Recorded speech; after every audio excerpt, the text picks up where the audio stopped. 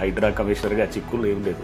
Contempt notices, contempt cases ఉన్నాయి. But ఈ contempt చేసిన వాళ్ళు ఎవరు అనేది కూడా ఒకసారి మీరు చూస్తే కనుక ఒక దాదాపు 9-10 కేసులు నల్లమల్లారెడ్డి అని వాళ్ళ నుంచి ఉన్నారు. నల్లమల్లారెడ్డి ఏం చేశాడు, గట్కేసర్ దగ్గర అతను ఒక దాదాపు 100 ఎకరాలు ఏదైతే ప్లాట్స్ వేసి ఉన్నాయో దాన్ని ఎవరో సింగరేణి కార్మికులు 2200 మంది పైన వాళ్ళు ఎప్పుడో కొన్నారు.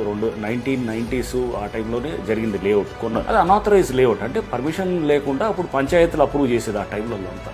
But unauthorised layout doesn't mean it is illegal ఏం కాదు. ఎందుకంటే దానికి వాళ్ళకి చట్టపరంగా సేల్ డీడ్ అవుతుంటుంది, ఒక రిజిస్ట్రేషన్ అవుతుంది, డాక్యుమెంట్, ఓనర్షిప్ టైటిల్ ఉంటుంది, ఇవన్నీ ఉంటాయి అనమాట. సో వాళ్ళు కొన్నవాళ్ళు చాలా మంది సామాన్యులు, అంటే పనిచేసే సింగరేణి కార్మికులు రోజువారీ డబ్బుల్ని జాగ్రత్తగా జమ చేసుకుంటూ ఏది రూపాయి కూడబట్టుకొని పిల్లల కోసం, లేకపోతే పిల్లల చదువుల కోసం, లేదా వాళ్ళ మ్యారేజెస్ కోసం ఓ ఫ్యూచర్ దీంతో ఎవరైతే ఒక మిడిల్ క్లాస్ వాళ్ళు ఉంటారో వాళ్ళు చేసేది middle class or lower middle class or anybody చేసిన ప్లాట్స్ అన్నిటిని they take advantage of that being an unauthorised layout తీసుకొని దాన్ని ఏం చేస్తాడు, చుట్టూ కాంపౌండ్ వాళ్ళు 10 కిలోమీటర్లకి దాదాపు ఒక ఏది కోటల చుట్టూ కడతాడు చూసారా, అలా కడతాడు. కట్టేసి దాన్ని ఏం చేస్తాడు, ఒక్కొక్క అది వచ్చేసి 10 అడుగులు 15 అడుగులు ఉంటుంది ఆ గోడ. ఏదో జైల్లో ఉంటాయి చూసారా, అట్లా గోడలు కట్టినట్టు కట్టి ఎంట్రీ ఇతని కంట్రోల్లో ఉంటుంది. అంటే ఒక గేట్ పెడతాడు, ఎంట్రీ ఎగ్జిట్ కూడా అక్కడ ఇతని సెక్యూరిటీ ఉంటుంది. లోపల ప్లాట్స్ అన్ని ఉంటాయి. ఆ ప్లాట్స్ కూడా చాలా వరకు చరిపేశాడు ఈయన, రోడ్లు ఈయన సొంతగా మళ్ళీ మార్చేసి ఉన్న లేఅవుట్ ని తీసేసి దాంట్లో గవర్నమెంట్ ల్యాండ్స్ ఉన్నాయి, కొన్ని ఇది ఫారెస్ట్ ల్యాండ్స్ ఉన్నాయి, ఇట్లా అన్ని అంటే ఇష్టం అనమాట. అంటే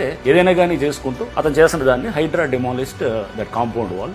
ఆ రోడ్స్ అన్ని ఏదైతే ఉన్నాయో ఇంతకుముందు లేఅవుట్ ప్రకారం ఉన్న రోడ్స్ అవి ఉన్నాయి అన్నిటిని ఓపెన్ చేసిన తర్వాత అతను కోర్టుకు వెళ్ళాడు. కోర్టుకు వెళ్ళిన తర్వాత హీ ఫైల్డ్ అబౌట్ అతనే 10 కేసులు నా మీద కంటెంప్ట్ కేసెస్